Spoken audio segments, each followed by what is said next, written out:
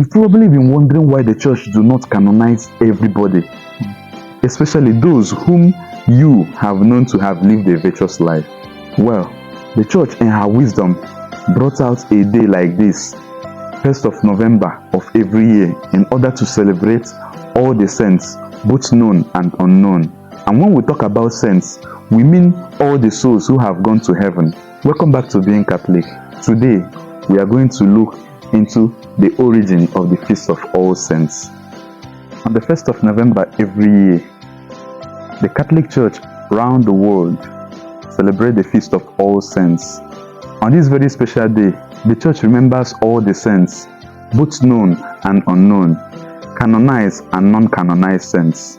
In the book of Revelation, chapter 7, verse 9, John the visionary said, "After this I looked, and behold, a great multitude that no one could number, from every nation, tribe, from every people and languages, standing before the throne of the Lamb and holding palm branches in their hands." The origin of this Feast of All Saints can be traced as far back as the 4th century AD, when Christians were celebrating individual martyrs on the day that they were martyred. However, at a time, the number of martyrs increased so much that they could no longer celebrate them on their specific days.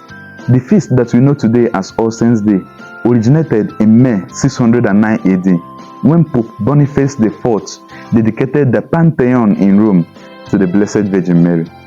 In that 7th century, the Catholic Church saw the need for a unified feast to honor all the saints, both known and unknown. This gave rise to the celebration of the Day of Martyrs, which was done on the 13th of May every year.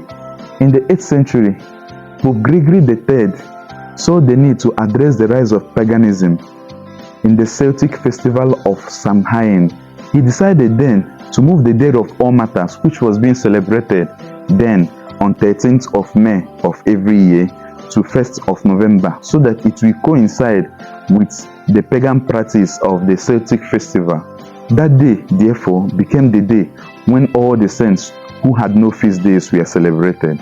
The evening before the Day of All Martyrs became known as All Hallows Eve, which later transformed to Halloween. It was a day of preparation and prayer for the Feast of All Martyrs, which later we know as All Saints. The Pope also saw the need to expand this feast to include all the saints and not just all martyrs. This reflects the belief that all the saints are in heaven and they intercede for us on earth. Today, being All Saints is one of the holy days of obligation that we have in the church. It implies then that we honor the feast of today just like we honor the solemnities of Sunday celebration. As we strive to imitate the saints and to reflect upon their lives today, we are also advised to honor today as we honor Sunday by attending Mass and resting from tedious work. This Feast of All Saints is a day to reflect on the holiness of the lives of the saints and to pray for their intercession. It is also a day for us to reflect on our call to holiness.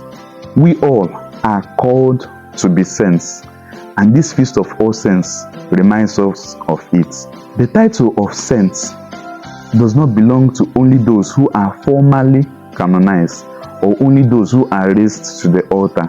This implies that that's your grandfather or that's your grandmother or your relative or your friends whom you know that lived a virtuous life and died, although he or she was not canonized, he too is also in heaven.